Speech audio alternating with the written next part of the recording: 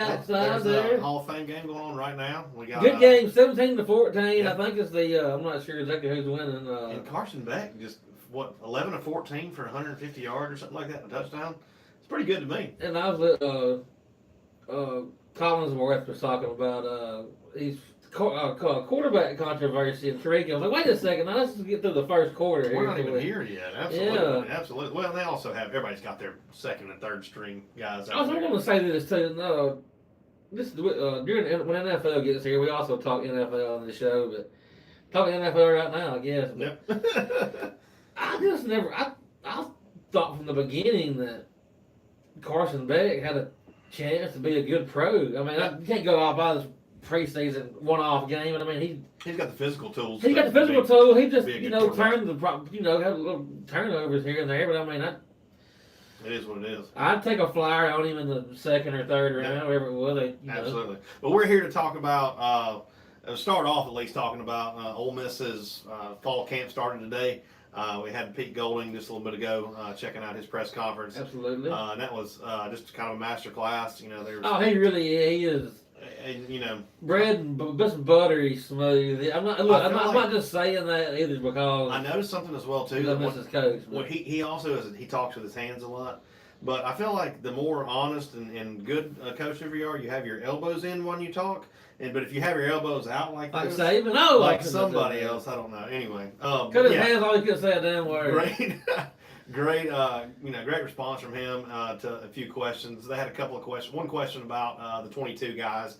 And if they were able to come back, and if we were gonna, did not rule it out at all. Well, he said. I thought he was going. I thought he was like rule it out. No, but he did not at all. He said we got the bodies right now. He said, but hey, you never know, somebody might get hurt in fall camp, and you're down a body. Somebody will go down. You have to say that. But and somebody would be glad to come back, make some money, probably. And, I mean, and I don't know that you can't have signed. If he signed somewhere. If you're in a contract, I believe, with an NFL team, I think you can't come back. You can't come back. Yeah, no, but there's some bodies that could come back and provide some depth and some pieces for as sure, he said in the system already. But yeah, he answered that question. He talked a little bit about our wide receivers. I believe had a couple of injuries on that front, but not a whole lot. Well, the first thing I wrote down was why the hell does Pete have on a hoodie here in August in Mississippi? I don't give a damn if he's underneath in a beer cooler somewhere like in a climate zone beer cooler. I'm not wearing a hoodie. He's trying to show the guys that he's also gonna lay it out on the line. He's not running around, so if he puts a hoodie on, that means he's sweating just as much. Absolutely, that's what I'm getting from it, or I hope so. I heard him. He also touched on. He had a lot of guys we had out in the spring were back in full go. Yeah. He likes the new guys we have brought in. You can tell he really likes the defense. He spoke on Jordan Hall Yep. and how he got back and he couldn't see him because he wasn't in the spring, but he said he's got the the physical tools to make a difference. And he's talking about the Florida State transfer. His name escapes me at the moment right now, but he told the story about he asked who was it he asked? I think it was Deuce. Said who do you like out here better than anybody? Yeah. He didn't tell or who you like. Who do you think's carrying themselves and he didn't necessarily say playing the best. Yeah. I can't remember the word he said. Used. If you were going to start it, he said if you were going to take another guy and start a new team, and somebody you could be with and trust, and he said it was somebody from who just got there. So the team chemistry, I think, is what the question mark was on that one. But he didn't say who the guy was that he named, but he said it was a new guy. Yeah. And look. I've said this a million times. People forget the haul that Pete brought in. Like the first 2 days, the portal was open on the defensive side of the ball. The defense is going to be a lot better than it was. They said Johnny Modis was much man. So, well, it's always been kind of like an effort. I don't want to say effort. He got on a lot of weight, put on a lot of weight. Just kind of after a bag. I think he kind of realized this is his last chance. It is his last chance to make NFL money. Yeah. He was top 5 overall players in the country. Not just defense. Yeah, or defensive line, but right. Top player. Good to hear he's coming around at least. Absolutely. I want to say one thing. I'll call him out. Nathan Noel said something today about being worried about Louisville. Hell, I've been worried about Louisville since I saw. Look, they won 9 games last year. Yeah. They got just about everybody. Everybody back. They beat Miami. Jeff Brom's a giant killer. I mean, It's a Sunday game. It's going to be strange, in Nashville. It's going to be hotter than the hinges of hell. It's going to be hot for sure, absolutely for sure. It's. 6 points. You gotta think you're on the road. You're not on the road, but it's a neutral site, they're a good football team. They're one of the ones that are in the running for the ACC. And first game of the season, you never know. How many times do you see say? Yeah. After that first game or two, they got everything ironed out. Okay. Oh, yeah. Florida State beat Alabama last year in the first game. I mean, come on. I'm just hoping that, like I said, our core of our offense, really we lost 4 out of the 5 pass catchers. That's basically it, minus our tight end. I'm fine with our receiver. Receivers are a dime a dozen. We still got a core of our offensive line. So I think early in the season, we're going to be able to be better than a lot of these folks. I mean, there were some shots today from Tennessee's practice, and they're showing an out route, and it kind of reminded me of watching Ethan Flatt try to get one out there. Had to wait on the ball to there. The guy's like he's leaning over, getting lower and lower. Like, come on now. Anyway, but I think it could be a lot worse. But I think we're gonna surprise some people on that front. You're talking about after Louisville might not be immediately great, but they're going to be a good football team no matter what, for sure. Absolutely. We better be ready. We better be ready to play. We better be ready to play. Kind of worried about left tackle. Yeah. Everybody talks about what's his name, Therese. I can't remember. Davis. Maybe yeah. Therese Davis. We have one. He's gonna be fine. He's fine left tackle. Okay, well. Yeah. What if he goes down? One thing I'll say to a couple of things. John Garrison, I think he's his 7th year at Ole Miss. Yeah. Great offensive line coach. Offensive line was a big concern going into last year. We even brought, I know we brought one kid in for a visit during fall camp. I was like, well, that's kind of, don't give you the warm and fuzzies, but I mean, you want to. We're getting the ball out. This offense, Trinidad's getting the ball out very quick. I mean, I'm gonna say it doesn't matter, but it matters a lot less. You ain't got he's not having to hold them. Pete made a comment about one of the offense, and I can't remember in the press conference about he needed to lose a little bit of weight and get in better shape for. He mentioned a few SEC schedule, but what he means is we want a pretty athletic offensive line for the most part. Because we make quick decisions. Trinidad makes quick decisions. He doesn't hold the ball, and so we really don't need these big road grader, 6'9", 340. Of course, you've got to run block, but that's still, But ours is more zone blocking and down blocking here and scheme blocking than it is, just a road, like I said, road grade in Arkansas, 2006. Well, everyone was Burt Bielema line. 6'10", 340. Every one of them was. $6,000 restaurant bill every time they went out to eat. Well, they were the biggest there for a couple of years. They were bigger than any NFL line as well. Yeah. And look, Pete talked about this too. We didn't get much today. What did he say? We just had media days a week ago. And also had 10 minutes of practice for anybody who got to go watch it today. So. Kind of how spring practice was. So you're watching them warm up and some, just some throws here and anybody that tells you they know anything is just 100% hearsay. Cause I got the view. You don't get the view very much at all. No, it's not much at all. And it's they're like running drills. You're not going to even if somebody were to flash, it's not in a game situation. It'll get real in 2 weeks, basically. Yeah, when they say that we're doing a mock game week, is it 2 weeks? He said 2 weeks from then, and then they'll kind of start ironing out, who's really ready to play and that they trust to go out there. It's and here. It's here, though. It's absolutely here. What is not here is me. I'm officially on vacation right now. For the next 7 days. So 7 days. 7 days. I'll be heading south tomorrow. I might try to seriously. I'm probably going to go live at some point in time from down there, eat some oysters or something. Get a little preview or something. No, I'm just going to eat the oysters. I said the oysters make you want to do something else. It's called an aphrodisiac. Yeah. Yes. This is not for kids. We put that on the YouTube live. Yeah, I seen something on Facebook I was looking at a couple of nights ago. I was looking at the page status or whatever, and it says, and something was popping up, and it says, you have an issue or something. I was like, what's this? I clicked on it, and it says, your page is growing and doing good, but it's not recommended for people under 18. Yeah, thank you. And I was like, okay. Agreed. Yeah, agreed. Thank you. Please don't show this to children. We appreciate it. So what you can. Anyway, anything else? I got a couple of little miscellaneous notes first. All right. Kirk Cignetti. Yeah. Talks a big game. Obviously, I last week, look, I think it was Michael Borky or somebody, maybe one of the 247 guys was talking about, like, that was looking back now, that was a coordinated deal. Yeah. All the Big Ten coaches taking shots. And what they're doing is they're getting it already programmed with 10-2. Yeah. Is going to get in. 9-3. Yeah, 9-3 SEC. Yeah. And look, that's a smart idea. Yeah, absolutely.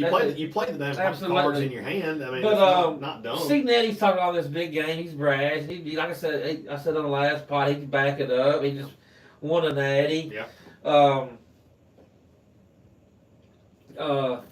But it came out this week that they canceled their home and home with Notre Dame, and supposedly it was Indiana that did the canceling. Yes. You know, and that once again, more power to you, but you can't talk out of both sides of your mouth now. I mean, you gotta stick to it if you're gonna stick to it. And they're like they used to always want to rag on for years the SEC's non-conference teams. Yeah.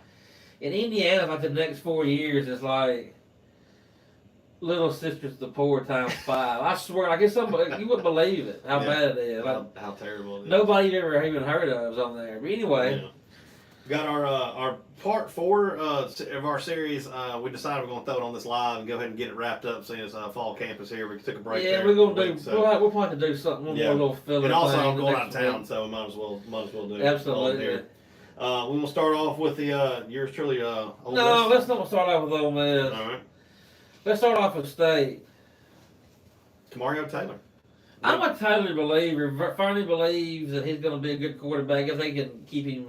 There's too many smart people saying that he's gotten much better, and I listened to him talk at media days. And him and Trinidad are big buddies too. Not Manning thing, but yeah, I think they roomed together at the Manning Passing Academy. Maybe, yeah. But yeah, he seemed polished and ready to take a step.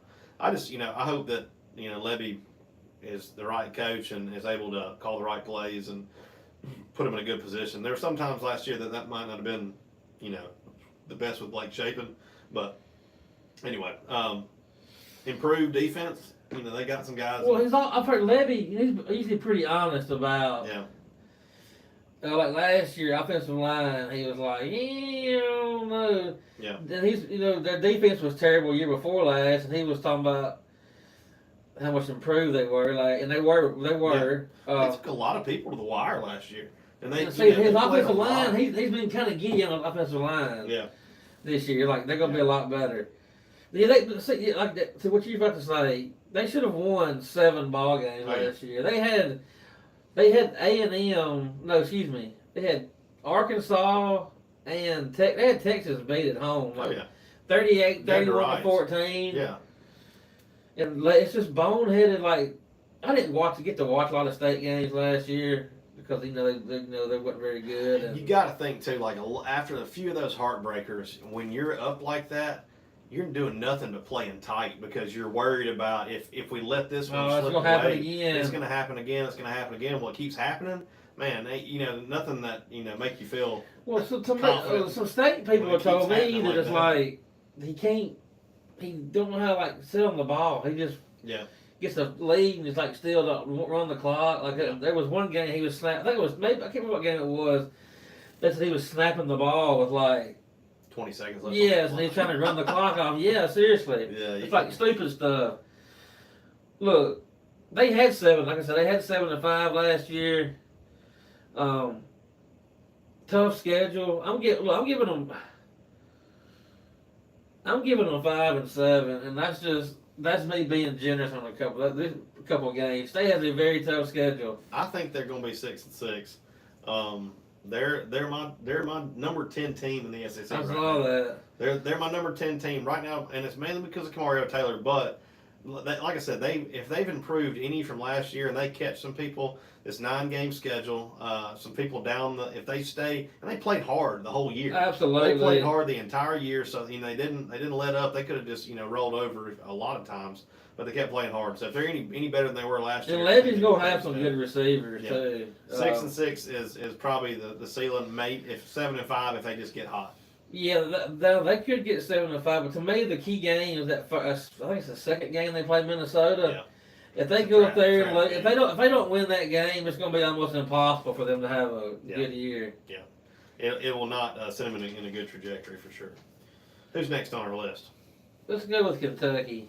Oh, Will Klein. Kind of got a little brash at SEC Media Day. He's kind of bragged on himself a little bit. Yeah, he did. He said he was going to be the reason why that they were better. And I just have a good feeling about him. I think he's going to do good. Yeah. He's been recruiting good. But by God, have you seen their schedule? I was like getting on there like picked in to be like, seven wins, 6 wins. I got them going 3-9. Their schedule is absolutely freaking murderous. It is very brutal. I was gonna say 4-8 was probably what I was gonna give them, so we weren't too far off on that one. They don't they're just unproven. And like I said, they got that Minchie kid at quarterback, and he kind of flashed in spring too. But it looks like you're watching 7-on-7 half the time when you see these throws and all these catches and all that stuff, and everybody's loose and the music's loud and they're having a good time about to go eat Chipotle after this. So everybody can do that in practice, but like I said, it's a murderer's row for their schedule, and I don't know. I think 4-8 is their ceiling. Maybe they'll surprise some people, but they go out to surprise. A lot of folks are going to have to come down to their level, I believe, when it comes to talent and execution for sure. Well, they got to play Louisville the last game. Is that now you know? Mm-hmm. And what we're going to say, we said about Louisville, they're going to get better as the year goes on. So you add in a 9-game SEC schedule plus Louisville for a first-year head coach and a unproven. Ole Miss has a first-year head coach, but with 2 playoff wins. Yes, but Kentucky is they're unproven across the board. They lost a lot of players. Their coach had been there for.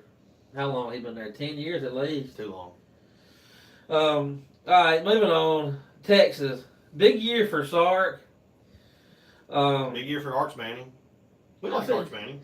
I was more. People had hard feelings about him not coming to Ole Miss. Yeah. I could have cared. I could cared less. I don't know why. Their family didn't like the Kiffins, and I never thought we were going to get him because of that. And we saw after when he left, Archie was like, basically middle finger to Lane. I thought that was like no way this is real. Yeah, I thought this was AI for sure, but I mean, it showed you that.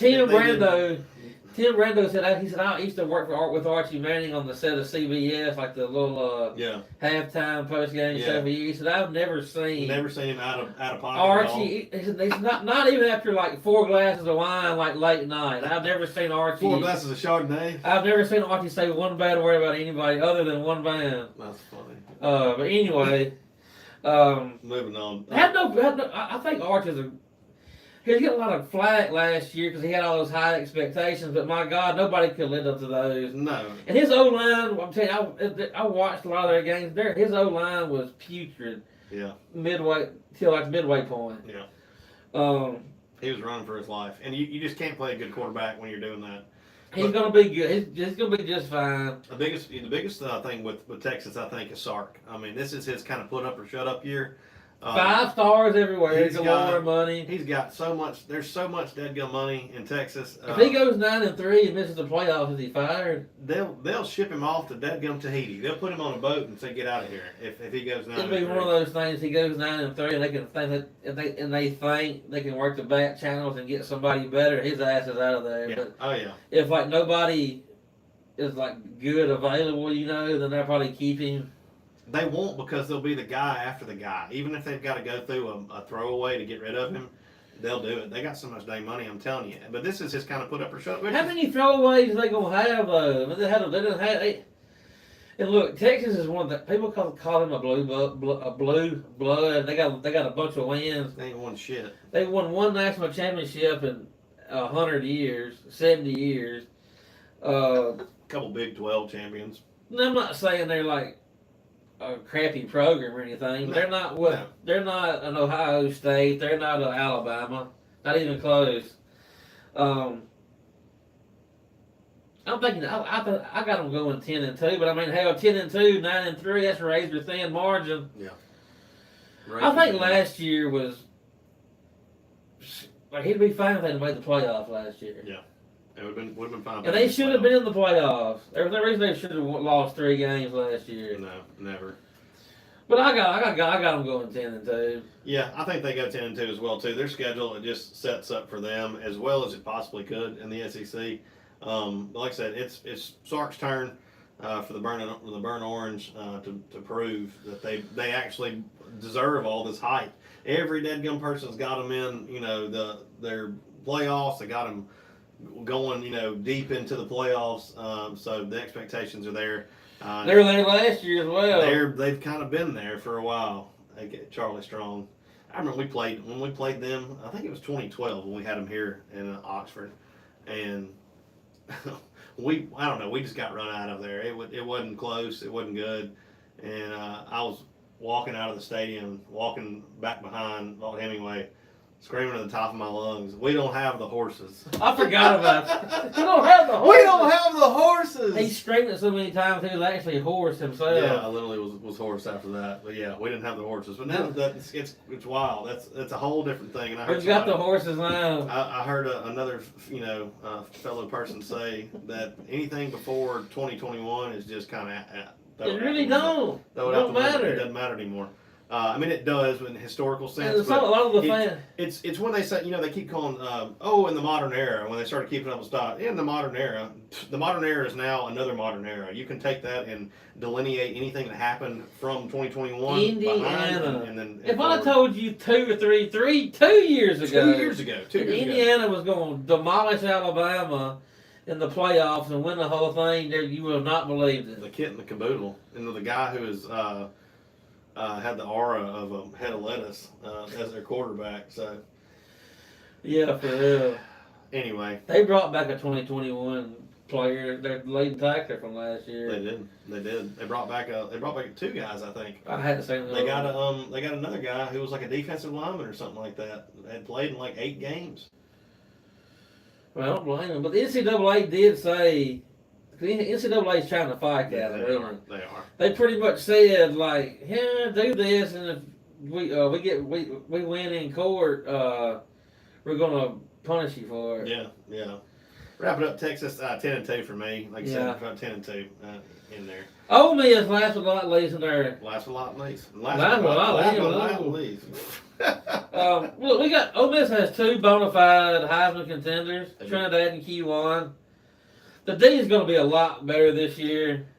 Our schedule's a pretty good bit tougher. Every time I look at our schedule, I think, oh shit! I say another game that worries me. Worries you? Yeah. The offense is going to be just as good.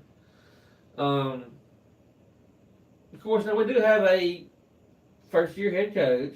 We do. With kind of an asterisk because he coached, I'd say, basically 3 games of the season, and I mean, and also too, we do have, and he's also been like the head coach of the defense. Yeah. Like he's been, Yeah, for sure. But also new, John David Baker, I think is the biggest kind of question mark. He is. And that's just because it's new. I don't think it has anything to do with whether he's going to be good at his job or not. And like I said, tonight, he turned East Carolina around. That's different. Pete said just as much today. He said, I trust him. I love the way he coaches. I like the way he treats the guys. And I think he's going to be a good play caller. They tweaked some things. They put some new wrinkles in for the players that they got. These are all, paraphrasing what Pete said. But, if John David Baker is any worth his salt, we're going to be there. We're going to be there like swimwear. Because the defense is going to be so much better. I don't think we quite understand how much better it's going to be. But like I said, the schedule's going to be tougher. So I think it's all things considered, just going to even back out. Yeah. We're going to be 10-2 when it's all said and done. And it may take a couple games, and there's going to be some busted plays in the Louisville game that's going to make me and you both grumble, say bad words. But yep. At the end of the day, he's going to get those guys playing together. And you also too, you got to think they're going against our ones are going against Trinidad Chambliss every day. It's just like Jaden Daniels at LSU. Exactly. It's the same thing. LSU's defense was terrible for some reason that year, but they went against Jaden Daniels every year. I still don't understand how how an LSU team with all the athletes they have can be not good on defense. No, but that bad on defense. Yeah, that bad. Well, we've got Trinidad James and Q1 Lacey to hone these guys' skill. Iron sharpens iron, whatever you want to call it. But absolutely, we've got the guys to test each other, and I think it's going to be good. I mean, I saw a picture of Luke. I can see us going 12-0. I saw a picture of Luke Ferrelli today, by the way. A sunshine pumper. But Luke Ferrelli is the most unassuming person walking down the street. If you saw him in Old Navy, you wouldn't even. I've met him face to face. I was like, you wouldn't look at him. Dude's veins were popping out of his dadgum biceps today in a picture. I was like, who's this dadgum animal? Let's go anyway. Well, he's like a lifeguard at the city pool or something. That's what he looked like to me. I was like, this is the guy who might go on probation for over, But yeah, I like this team. I like Pete. I'm not just saying that about Pete. He's has passed everything with flying colors so far in my book. And he's going to have some growing pains too. I will say tonight, and we've been talking, glowingly about everything the whole time, and I don't want to think that we're just always, pumping sunshine every time. Pete looked almost a little uncomfortable with the media because he did make the comment about it being like a lot, like we just had it 10 days ago. He made that kind of joke, and you can tell he doesn't love. He hates it. He doesn't love doing that. He doesn't love talking about it. And he said this is talking season. It is. We made a joke about that last week. Exactly. This is talking season, but it really is. All of it's talking. He don't talk much. He don't. I thought he'd be more like, because a lot of the local media used to complain about, well, Lane don't ever take the time. All he wants to do is talk to national guys. Yeah. I thought Pete would be a little more, but that don't really matter at all. But I thought he'd be a little more wanting to talk. He does not want to talk. Is the point? I don't think he wants to talk at all. That's what I'm saying. I think he wants to wait. You got a question? That's fine. I'm not going to reach out to you to try to do a Vanity Fair piece or anything like that. Do an expose on my new swimming pool. Look at my new swimming pool. Yeah. Got anything else? I don't think I do, man. We just nice reaction. Happy vacation. Happy vacation. Yeah, I'm about to head south and eat some oysters. I'm gonna eat my weight in oysters. I might go do a little kayaking off in the St. Joseph Bay, Cape San Blas and Port St. Joe. So, got to make a little stop off in Biloxi first. Go to a wedding and then head over. So. Sounds good. Yeah. Thank y'all for watching for the Top Shelf Grumbling live episode tonight. We really appreciate you guys. Come back and see us later. Howdy. Howdy, toddy.